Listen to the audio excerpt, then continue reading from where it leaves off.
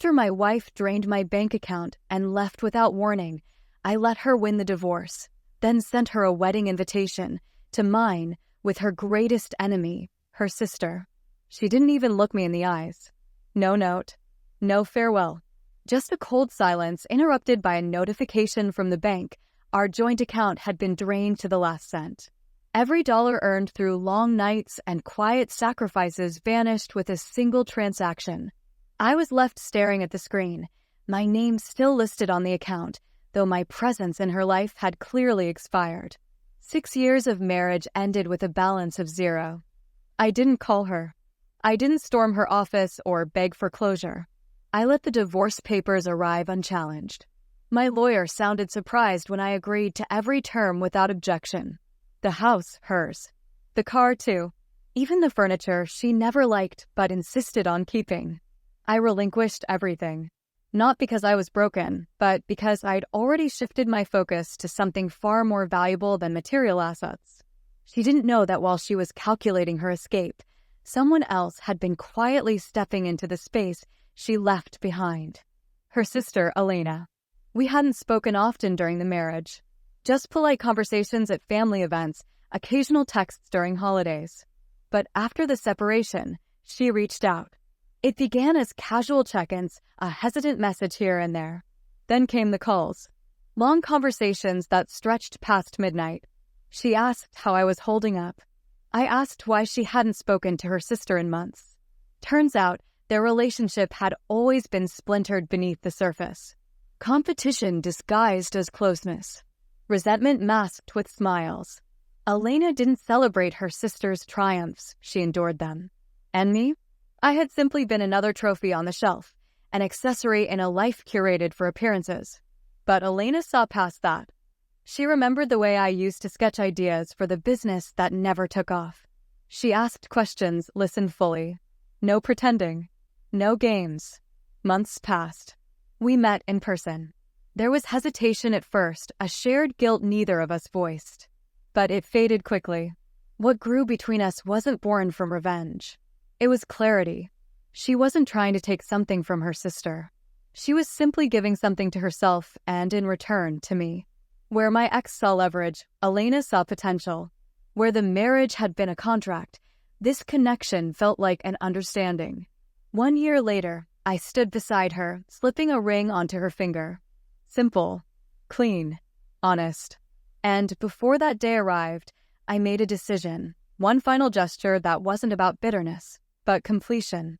I printed every invitation myself. Cream cardstock, gold foil trim, ink pressed with precision. The list was short people who mattered. But hers? I addressed hers last. Her full name, handwritten on the envelope. I chose the kind of script she used to obsess over for parties she never let me plan. Inside was the date, the venue, and the names mine and her sister's side by side. No note, no message, just clarity, sealed and delivered. She showed up, alone, slipped in during the music, long after everyone had taken their seats. No makeup, no smile, not a single trace of the woman who once stood beside me making promises she never intended to keep. She sat in the very back row, unmoving, watching as Elena walked down the aisle in quiet grace. I didn't look for her as we exchanged vows. I didn't need to, but I felt her presence when Elena said I do. The stillness in the room, the silence behind us. A realization hanging in the air so heavy it clung to her like a second skin. The man she left behind hadn't stumbled. He hadn't collapsed in her absence. He had simply stepped around her and kept walking. In my pocket, I carried the RSVP she never returned. Untouched, unread. A reminder of the way she left closed off, unbothered. Just like her heart. But unlike that envelope, I didn't stay sealed. I moved forward. With someone who never looked through me like I was a stepping stone. Someone who saw me not as a loss or gain, but as a person worth choosing. And choosing again. She walked out before the reception. Didn't say a word. And I didn't chase her. The next morning, sunlight pressed through the windows of the small country villa where we'd chosen to stay after the wedding. Not out of extravagance or symbolism, just quiet. Elena stirred beside me, her breath steady, her ring glinting faintly as she reached for my hand. No fanfare, no cameras, just the stillness after a storm long past. I hadn't slept much, not because of nerves or second thoughts, but because the image of her, sitting in the back row the night before, remained sharp. She had shown up. That alone had said more than words ever could. She'd walked in alone, not to cause a scene, not to interrupt, but to see it for herself, to confirm I was gone, and that she had no piece of what came next. We left the villa after 2 days. No honeymoon, no long getaway. We both had work, lives to continue. Elena returned to her consulting firm, and I went back to building the small startup I had begun right after the divorce. The same idea my ex had scoffed at, called naive. Elena had backed it without hesitation, her advice sharp, her instincts accurate. The business took off in silence, without announcement, without seeking attention. It didn't need validation. It had purpose. Months passed. We bought a modest home on the outskirts of the city, one with no polished marble or custom counters, just enough space for 2 people who didn't need showrooms to prove they'd made it. Every morning, we had coffee on the back porch, no schedule but our own. Every evening, we ended the day without conflict, without pretense. It felt strange at first, no raised voices, no cold silences. Just steady rhythm. But the story wasn't over yet. 2 weeks before our anniversary, I received a parcel. No name on the label. Just my address, clean handwriting I hadn't seen in over a year. I opened it in the kitchen. Inside, a simple envelope, cream white, folded with intention. The same kind I'd used for the wedding invitations. It was the RSVP. She had written nothing else. No apology. No explanation. Just a checkmark beside the words "will not attend." Dated 2 days after the wedding. Postmarked 6 months later. I put it in a drawer without telling Elena. Not out of secrecy, but because it didn't matter anymore. The silence she left in place of words had already told the full story. But closure has a way of lingering. One evening, as we prepared dinner together, her slicing vegetables, me watching a pot, Elena spoke without looking up. She visited me. I paused. When? 2 weeks ago. At the firm. She waited in the lobby. Didn't make an appointment. Just walked in. And? She didn't ask anything about you. Just looked around the office like she didn't expect it to look successful. Then she asked if I was happy. What did you say? I told her happiness wasn't a place. It's who you stand beside when everything else falls away. She didn't reply. Just nodded. Then she left. I didn't ask how Elena felt about it. I didn't need to. The tone in her voice made everything clear. Her sister had come not to reconcile, not to cause friction, but simply to witness the life she had forfeited without understanding its value. A few months later, the business merged with a larger firm.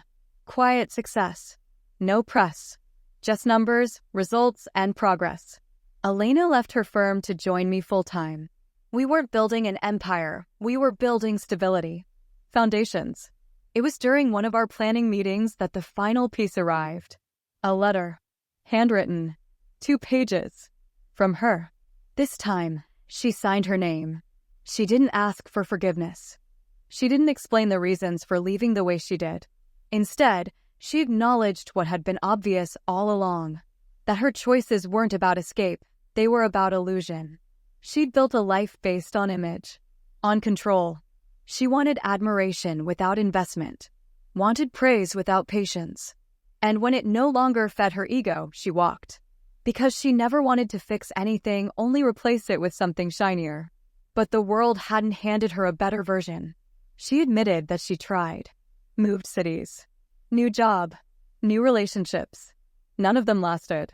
Not because they were inadequate, but because she brought the same emptiness into each one. She described it like walking through a gallery of mirrors, all reflections, no reality. She'd mistaken the applause of others for affection.